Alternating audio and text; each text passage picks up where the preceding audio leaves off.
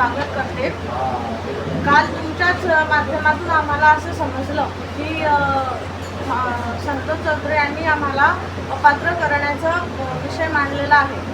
तर मी त्यांना सांगू इच्छिते की निवेदन द्यायला जिल्हाधिकाऱ्याकडे कोणीही जाऊ शकतं, सामान्य नागरिकही तिथे जाऊ शकतो, त्याला सामान्य नागरिकालाही हक्क आहे। आणि त्यांनी 7 लेवा पाटील नगरसेवकांनाच टार्गेट केलेलं आहे। ते फक्त लेवा पाटील लोकांनाच टार्गेट करत आहेत। लेवा पाटील लोकांच्या खांद्यांवर बंदूक ठेवून हे राजकारण करत आहे। मी एक लेवा पाटलाची मुलगी आहे, लेवा पाटलाची सून आहे, यांच्यामध्ये जर हिंमत असेल तर यांनी आम्हाला सर्वांना अपात्र करून दाखवावे, हे मी यांना सर्व जनतेसमोर आव्हान करते। आणि हे म्हणतात की नगरसेवकापती नगरपालिकेमध्ये ढवळाढवळ करतात, हस्तक्षेप करतात। तर आमचे पती यांनी आम्हाला दाखवावं, सभागृहामध्ये आमचे पती यांना कधी आणि कुठे दिसले। आमचे पती कधीही सभागृहामध्ये येत नाही। आम्ही जर नगरसेवक आहोत तर आम्ही स्वतःच तिथे राहतो। आणि जर असं असेल तर जे माजी नगर अध्यक्ष आहेत गायत्री गौड, त्यांचे पती सेंट्रल रेल्वेचे कर्मचारी आहेत, मग ते कसे नगरपालिकेत बसायचे, त्यांच्याजवळ नगरपालिकेच्या फाईल घरी न्यायचे, नगरपालिकेच्या चाव्या त्यांच्याजवळ कशा, याचा सुद्धा तपास झाला पाहिजे। त्या सर्वसाधारण म्हणतात की मी गरीब घरातली आहे, मग गरीब घरातल्या महिलेला सेंट्रल गव्हर्नमेंटचा जर पेमेंट येत आहे, मोठा पगार येत आहे त्यांच्या घरी, तर ह्या सर्वसाधारण कशा झाल्या? मग ह्या सर्वसाधारण तर आम्ही कोण? आम्ही तर काम करतोय। आणि संतोष चौधरींनी थोडा मागचा इतिहास जर पाहिला तर त्यांच्या पत्नी जेव्हा नगर अध्यक्ष होत्या तेव्हा त्यांच्या नगरपालिकेतून डायरेक्ट घरून कामकाज चालू होतं, फाईल घरी न्यायच्या, सर्व कामकाज हे घरून पाहत होते। मग त्यांनी थोडासा वळून त्यांचा इतिहासही चेक करायला हवा की आपण तर घरून काम करत होतो, मग हे आमच्या पतींना कसं करू शकतात? आमचे पती तर काही कुठेच हस्तक्षेप करत नाही, हे फक्त लेवा पाटलांना टार्गेट करत आहे। आम्ही 7ही नगरसेवक लेवा पाटील आहे, मग यांना लेवा पाटीलच कसं काय दिसतं? यांना याच्यामुळे लेवा पाटलांबद्दलचा द्वेष त्यांचा लक्षात येतोय आम्हाला।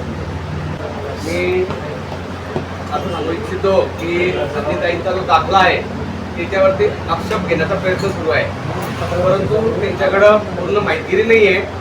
ते कोणाच्या सांगण्यावरनं माहिती मांडतात असं मला वाटतं आहे। त्यांना पूर्ण माहिती जर पाहिजे असेल तर मी डॉक्युमेंटसह त्यांच्याकडे देण्यास तयार आहे। का रिकामा खर्च करायचा आणि टाईम वेस्ट करायचा? त्यांचे वडील, त्यांचं पूर्ण फॅमिली ही फेसपूरमध्ये राहायला गेला 1945 पासून राहायला तिथं होते, ते स्थानिक तिथं आज पण 22कर नावाने त्यांची प्रॉपर्टी तिथं आज पण आहे। पण कामधंदा आणि उद्योगाच्या याच्याने ते सुरतमध्ये रहिवासी झाले होते। आज पण त्यांचे सर्वेचे कागदपत्र आहे ते प्रॉपर फेसपूरचे आहे।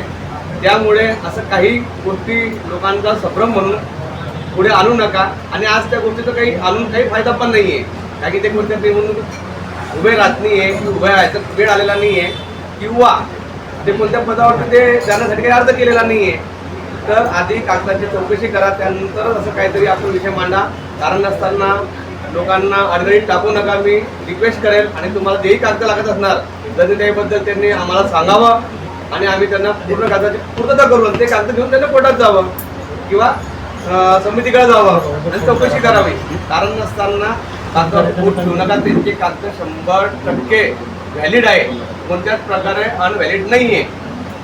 कारण नसताना आमच्या गाजते बंगाळ्यांना बोललं गेलेलं आहे, म्हणजे आपण म्हणतो आटवण्यात आलेलं आहे। एक चांगल्या घरातले त्यांची प्रतिभा चांगल्या प्रकाराची आहे, पण कारण नसताना त्यांना उलटं, कारण नसताना कोर्टाच्या फेऱ्या मारायला लावत आहे, कारण नसताना काहीतरी चुकीचं संभ्रम करण्यात लावत आहे।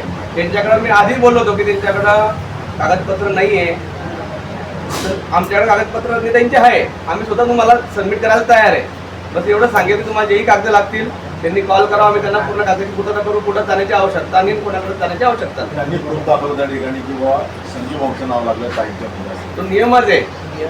तुम्ही चौकशी करा, तो नियमच आहे। 1950चा तो नियमच आहे की यावेळी SC आणि SCचा व्यवहार होतो त्यावेळी त्या कागदानुसार तो सर्टिफिकेट तिथं जनरेट होतो आणि आईवडिलांचे ते कागद आहे त्यांचे ते फेसपूरचे, त्यानुसार ते सर्टिफिकेट तयार झालेलं आहे। याची बी आपण चौकशी करावी। इथं जे आहे ते SC आणि OBC लग्न विवाह आहे, हा SC आणि SC लग्न विवाह आहे, दोन प्रकार वेगळे वेगळे। त्यामुळे तिथं त्या नावानुसार ते सर्टिफिकेट मिळतं आणि त्यांचे आई वडील ऑलरेडी बेसपूरचे आहे, याची व्यवस्थित चौकशी करावी. त्यानंतर अजून पण ती वडलोपडली प्रॉपर्टी आहे मेन एरियामध्ये, असं की विकली त्याने तिथंच आहे अजून पण त्या ताईंची. त्यामुळे असे कोणतेही आरोप करू नका. रेखा चौधरीचं सर्टिफिकेट कोणत्या नावानं आहे? रेखा संतोष चौधरी नावानंच आहे ना, त्याच्यामुळे तो काही विषय नाही आहे. पतीच्या नावानं सर्टिफिकेट मिळतं, माझ्या स्वतःच्या पत्नीचं सुद्धा मीना युवराज लोणारे नावानं आहे. परंतु कागदपत्र हे वडिलांचेच वापरले जातात. ज्याचं लग्नाचं रजिस्टर मॅरेज म्हणजे लग्नाची ज्याची नोंदणी झाली किंवा गॅजेट केला त्याला असं नाव बदलून मिळतं. हा कायदा आहे. असं काही त्याच्या पाठीमागचं काही खूप मोठं षडयंत्र आहे, कारस्थान आहे, अशा गोष्टी काय अर्थ नाही.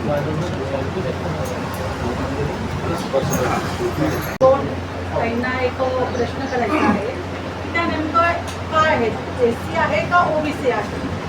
आरक्षण सवलत घेताना ते एससी होता, सहानुभूती मिळवायला ते ओबीसी होता. आता तुम्ही एससी म्हणून मागासवर्गीय म्हणून जर येता तर मग तुम्ही ओबीसी वाल्यांवर का टार्गेट करता? म्हणता की लेवा पाटीलची सून चालत नाही, सवलतीसाठी एससी, सहानुभूतीसाठी ओबीसी. त्याच्यानंतर तुम्ही आमच्या मंत्री साहेबांवर आरोप करता की ते माझ्या कागदपत्रांवर ते फेरफार करता. अहो, ही लढाई हक्काची आहे. तुम्ही जर एखादा मागासवर्गीयाचा हक्क हिरावत असेल तर त्याच्यासाठी कोणाला तरी पुढाकार घ्यावाच लागेल. आणि दुसरी गोष्ट, तुम्ही माजी नगराध्यक्षपदात भूषवलेलं आहे. तुमच्या मागच्या प्रेस कॉन्फरन्समध्ये तुम्ही जी आमच्या रजनीताईंबद्दल एकेरी भाषा वापरता हे तुम्हाला शोभतं का?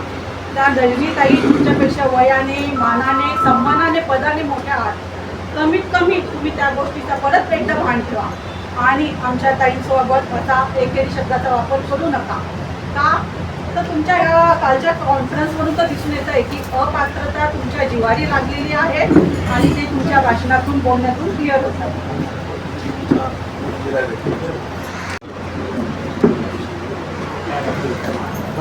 सर्व जनतेला मी सांगू इच्छितो, आता या बऱ्याच दिवसापासून आपण बघत असाल विरोधकांकडून अशी अफवा पसरवली जात आहे की भारतीय जनता पार्टी किंवा आमचा संजीव सहकारी असतील किंवा आम्ही सर्व पदाधिकारी असू, आम्ही सर्व लेवा समाजाच्या विरोधी आहोत किंवा द्वेषी आहोत आणि जाणीवपूर्वक आम्ही लेवा समाजाच्या एखाद्या सुनेला किंवा मुलीला हक्क मिळू नये म्हणून आमच्याकडून प्रयत्न होत आहे. हे संपूर्ण खोटं आहे. तुम्हाला मी सांगू इच्छितो, भारतीय जनता पार्टीचे जबाबदार पदाधिकारी म्हणून की भारतीय जनता पार्टीने आजपर्यंत आपला जो हा भाग आहे लेवा बहुल असल्यामुळे आजपर्यंत खासदारकीची वायदी महाजन सरांपासून असतील, वायदी महाजन सर असतील, हरिभाऊ जावळे असतील, रक्षाताई खडसे असतील, विनोदराव सलागे असतील, तसेच आपल्या भुसावळच्या नगराध्यक्ष माधुरी पाठक असतील, आमचे मराठे काकू त्या होत्या, रमण भाऊ घोडे असतील, निळू वारंबे असतील. म्हणजे आजपर्यंत भारतीय जनता पार्टीकडूनच